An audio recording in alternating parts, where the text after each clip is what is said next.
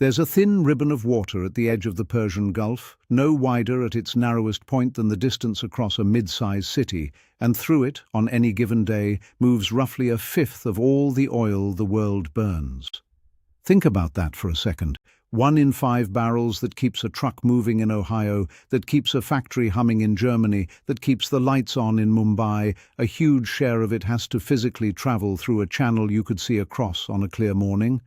And as of the middle of April 2026, that channel has stopped being reliable. It has closed, reopened, closed again, and reopened under restrictions, over and over, in a rhythm that has started to feel less like an accident and more like a message.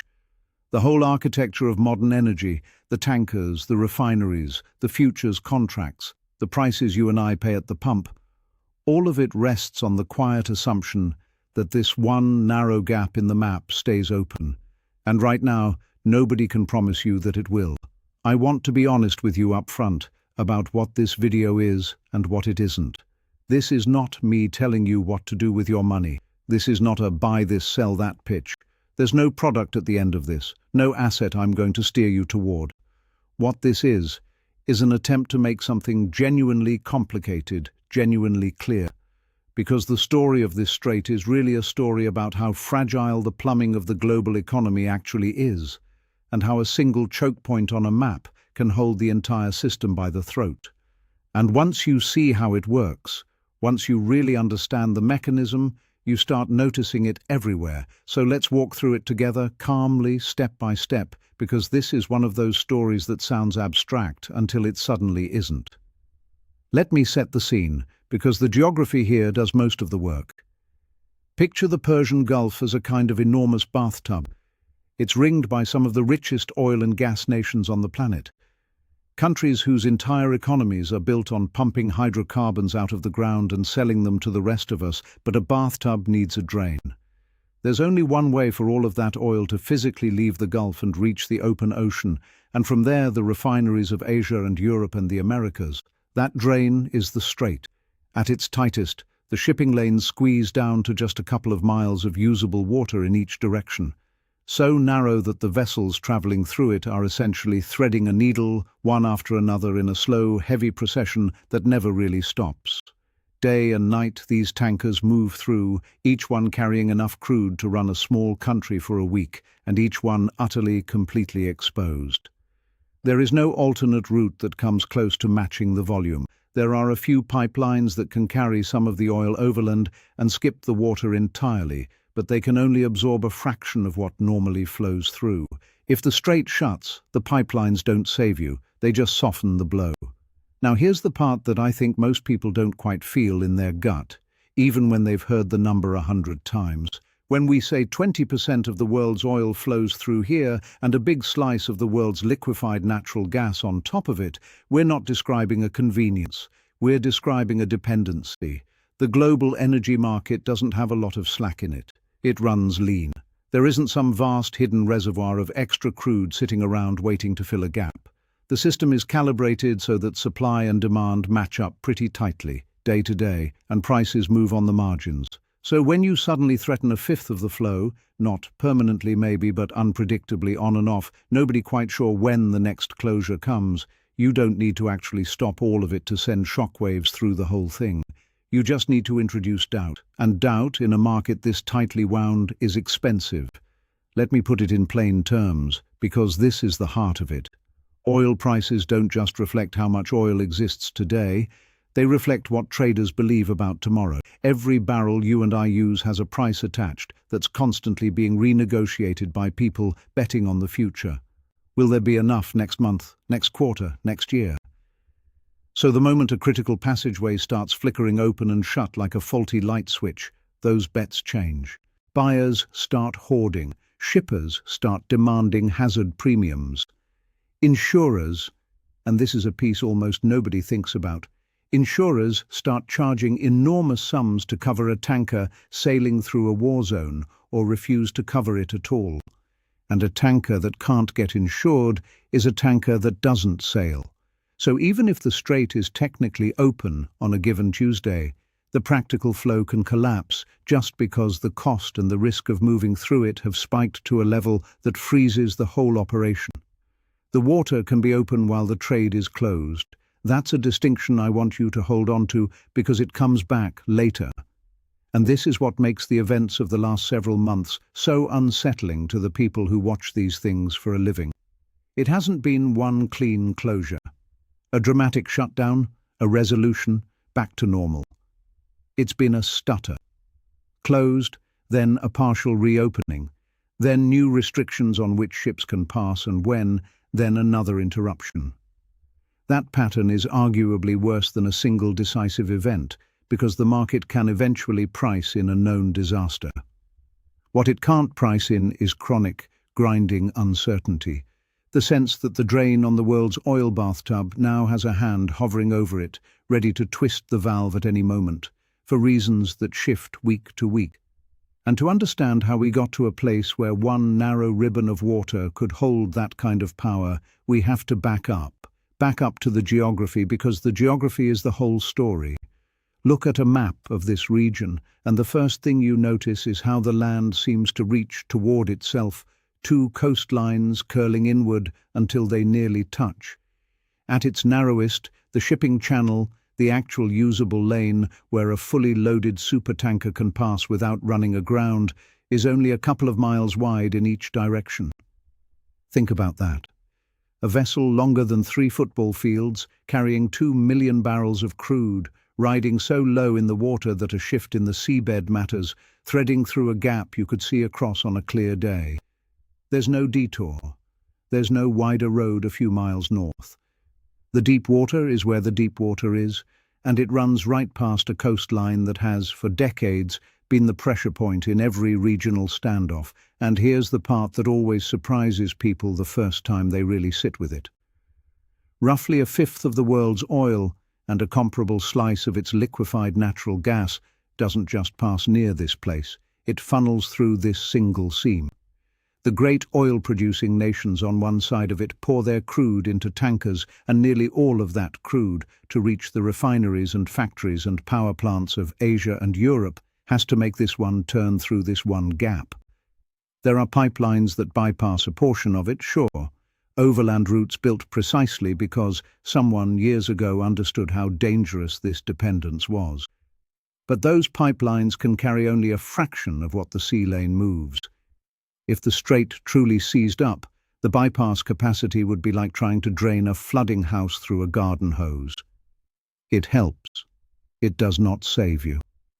So you have this extraordinary situation where the smooth running of the global economy, the price you pay at the pump, the cost of shipping the goods in your home, the electricity bills in countries thousands of miles from that coastline, hangs on the daily calm of a stretch of water narrow enough to feel almost intimate.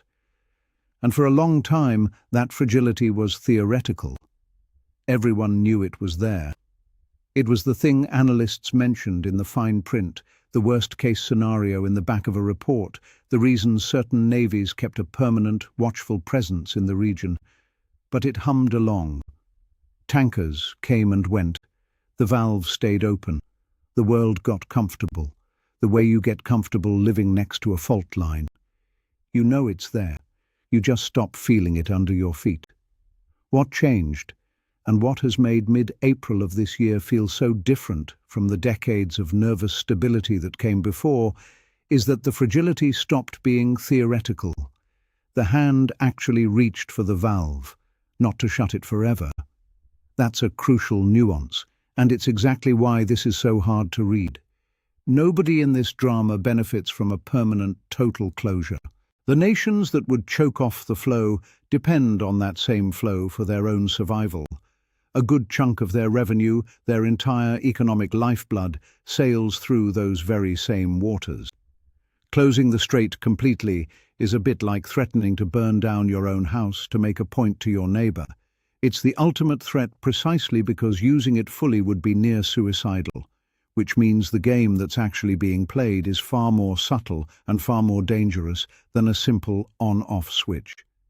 The game is the flicker, it's the demonstration. It's showing the world that you can reach for the valve, that you can close it for a day, restrict it for a week, wave certain flagged ships through and turn others back, without ever fully committing to the catastrophe.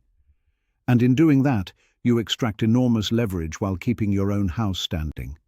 In simple terms, it's like a person who repeatedly threatens to slam a door over and over, never quite slamming it hard enough to break the hinges, but often enough that everyone in the room flinches every single time. The flinch is the point, the flinch is worth more than the slam, and the flinch, in this case, is measured in dollars. Every time the strait stutters, insurance premiums on tankers spike. I mean genuinely spike. The cost to cover a single voyage through contested water can jump many times over in a matter of hours, and I want you to notice what that quietly does. It means that even a vessel with every legal right to pass, on a day when the lane is technically open, may simply choose not to sail, because the cost of the risk has swallowed the profit of the cargo. Ship owners aren't heroes. They're businesses. When the math turns against them, ships sit in port, cargoes get delayed, and the effect ripples outward at the speed of a phone call, from an insurance desk in one financial capital to a trading floor in another, to a refinery halfway around the globe, suddenly wondering whether next month's delivery is going to show up at all. This is where I want you to really feel the mechanism, because it's the piece that makes the whole thing tick, and it's the piece the headlines skip. The strait doesn't have to be closed to hurt you. It just has to be uncertain. Uncertainty is the weapon. A trader sitting at a screen, watching news that the passage was restricted again this morning, doesn't wait to find out how bad it gets. He acts on the fear of how bad it might get. He buys ahead. He locks in supply. He pays a premium to be safe rather than sorry. And that premium, multiplied across thousands of traders and millions of barrels, becomes the price shock that lands on ordinary people who have never heard the name of that waterway and couldn't find it on a map. That's the strange cruelty of it. The people most exposed to this are the ones furthest from it, the ones with the least idea it exists. And the closer you look at how that fear travels, the more you start to see that the oil is almost the smaller story. Because what really moves through that strait isn't just crude, it's confidence. And confidence, once it starts flickering, is a very hard thing to switch back on. And here's where I want to slow down, because there's a second cargo moving through that same narrow lane that most people never think about. And in some ways, it matters even more than the crude. Liquefied natural gas, LNG. The stuff that heats homes and runs power plants across entire continents, chilled down to a liquid and packed into these enormous spherical tankers that look, honestly, like something out of a science fiction film. A huge share of the world's seaborne LNG threads through that exact same choke point. And here's the part that should make you sit up. Gas is even harder to reroute than oil. Oil you can, at least in theory, move by pipeline across land in some directions. But an LNG cargo committed to a buyer thousands of miles away has almost nowhere else to go. It can't just turn left and find another customer. It's locked into a route, a schedule, a contract signed months in advance. So when the strait stutters, the gas market doesn't just flinch, it seizes. I was reading through the timeline of what actually happened across those weeks in early 2026, and what struck me wasn't any single dramatic closure. It was the rhythm. Restricted on a Tuesday, quietly reopened by Thursday. A convoy of tankers allowed through under escort over the weekend, then a fresh warning issued on Monday that turned 3 of them around at the mouth of the passage. No declaration of war, no formal blockade. Just this maddening on-again, off-again pulse that made it impossible for anyone to plan. And that, I've come to believe, is not sloppiness. That's the design.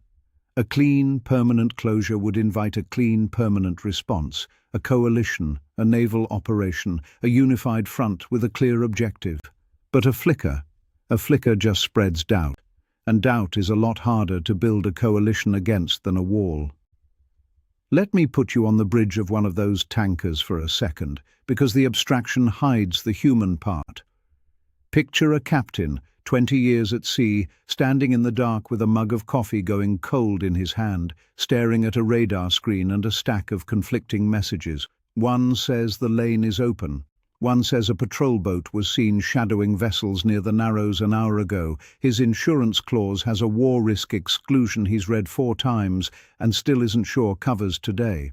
Behind him, a crew of 20 men who did not sign up to be a geopolitical bargaining chip. Ahead of him, water so narrow at its tightest that from the deck you can see land on both sides at once. You can watch the lights of one shore and the other shore in the same glance, and somewhere between those 2 shores is the imaginary line where a perfectly legal voyage becomes, depending on the mood of that morning, either routine or reckless. He has to decide right then whether to push the throttles forward or hold position and burn money doing nothing. Multiply that one man's hesitation by every ship in that queue, and you begin to understand why the price of energy for the entire planet can hinge on the nerves of a few hundred captains in a strip of water most of us will never see. Now, I promised you earlier that the real story isn't the closure. It's what the closure is really testing. And this is the reveal I've been building toward, so stay with me because it's coming right after this. But let me set it up, because it reframes everything. When a choke point like this gets squeezed, the world doesn't just discover how much oil flows through it. The world discovers something far more uncomfortable. It discovers exactly who is dependent, exactly how dependent they are, and exactly how fast they'll panic. It's a stress test nobody asked for and everybody has to take. And the results of that stress test are being read very, very carefully, not just by the market, but by every government that has ever wondered how much pressure it could apply to a rival by squeezing a pipe, a cable, a canal, a lane. Because here's the thing that kept me up thinking about this: the specific strait almost doesn't matter. What matters is the proof of concept. If a handful of restrictions on a single waterway can send insurance premiums vertical, freeze gas shipments, spook traders 3 continents away, and land as a higher heating bill in a house that has no idea why, then the whole world has just been shown in real time how fragile the plumbing of the modern economy actually is. We built this astonishing, humming, just-in-time global machine, and we ran it for decades on the quiet assumption that the water would always be open, that the tankers would always sail, that the map, once drawn, would stay drawn. And what these past weeks have exposed is that the assumption was never a fact. It was a favor that can be withdrawn. And when I say the strait is really testing dependence, I don't just mean the countries buying the oil. I mean the countries selling it too, because the leverage cuts both ways in a manner that almost nobody talks about. And it's the part that turns this from a simple villain story into something genuinely knotted and hard. Think about it for a moment. The nation with a hand on that door doesn't only threaten its rivals when it restricts the flow. It threatens its own revenue, its own customers, its own place in a web of relationships that took decades to build. A strait squeezed too hard doesn't just choke the buyer, it starves the seller, and it hands every one of that seller's competitors a gift, a reason for the world to go looking urgently for a supply route that doesn't run through contested water. Which is exactly what we're starting to see. And that scramble, that quiet global rush to build around the choke point rather than through it, is where this story stops being about one waterway and becomes something much larger, a redrawing of the entire map of how energy moves and who gets to control the moving of it. And that's the shift I want to walk you through next, because that shift is already underway, and once you see it, you can't unsee it in every headline that follows. Here's the reframe, and it's the one that matters most. The real story isn't the strait. The real story is what happens to a choke point the moment everyone finally admits it's a choke point. Because in simple terms, a bottleneck only has power as long as there's no way around it. The instant the world decides that route is unreliable, every government and every energy company on Earth starts doing the same math at the same time. How do I never have to depend on that water again? And that math, multiplied across dozens of nations, becomes one of the largest reorganizations of infrastructure and alliance we've seen in a generation. We've watched this exact pattern before, and it's worth pausing on, because history doesn't repeat, but it rhymes loudly here. Half a century ago, a group of oil-producing nations decided to use supply itself as a weapon, turning the taps down to punish the countries they were angry with. And in the short term, it worked spectacularly. Prices quadrupled, economies staggered, gas lines stretched around the block, and the people holding the oil felt genuinely, briefly, all-powerful. But watch what happened next, because this is the lesson everyone forgets. That shock didn't make the world more dependent on that oil. It made the world obsessed with never being that dependent again.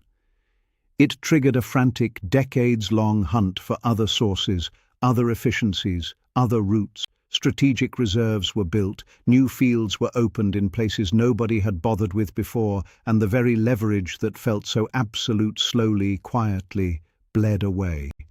The weapon, used once, dulled itself. The favor, withdrawn, taught the world to stop asking for it. And that is precisely the mechanism grinding into motion around this strait right now. Every week the water stays contested. Another pipeline gets fast-tracked overland, bypassing the coast entirely. Another buyer signs a long-term contract with a supplier on the other side of the planet, paying more per barrel for the simple privilege of a route that doesn't touch the disputed lane.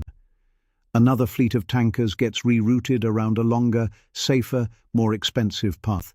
And the shipping companies, having eaten that cost once, start building it into their permanent plans.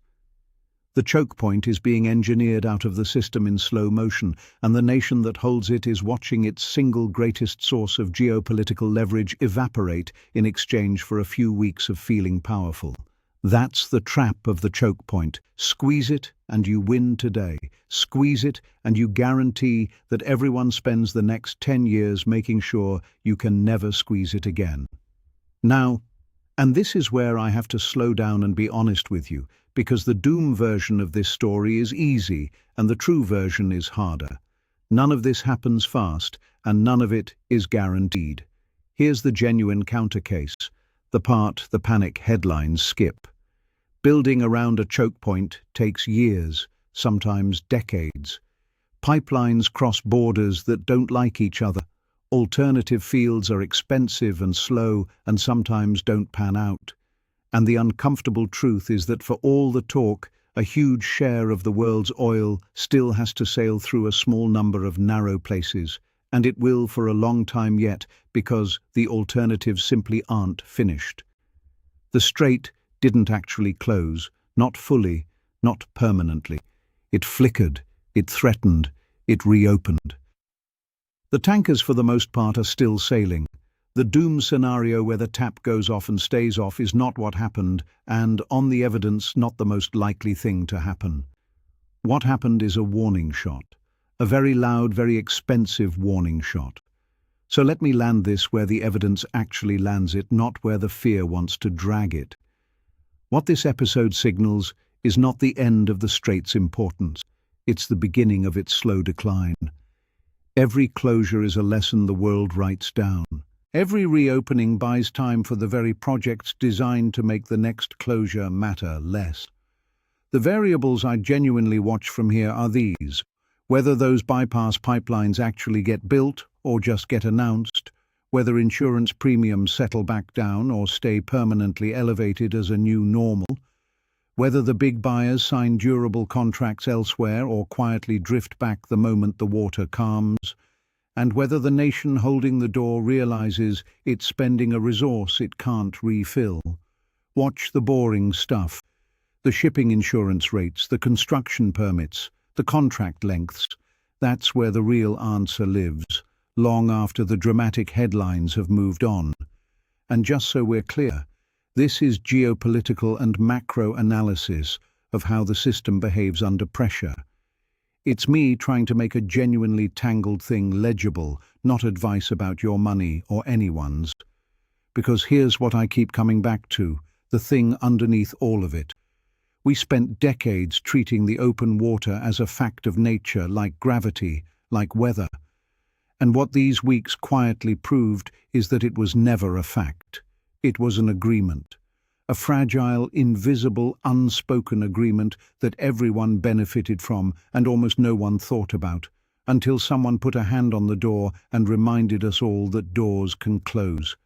The machine still hums, the tankers still sail, but the assumption is broken now, and you can't unbreak an assumption. Once the world knows how the plumbing feels when it's squeezed, it never fully relaxes again. So I want to hear from you, and I mean this specifically. If you were advising a country that gets a fifth of its energy through a single narrow lane of water it doesn't control, knowing that building an alternative takes 10 years and billions of dollars, and knowing the crisis might blow over next month, would you spend the money and the decades to escape that dependence now while everyone's scared, or would you gamble that the water stays open and save the cash? Tell me down in the comments what you'd do and why. I read them. I genuinely find your answers sharper than half the analysis out there, and I'll see you in the next one.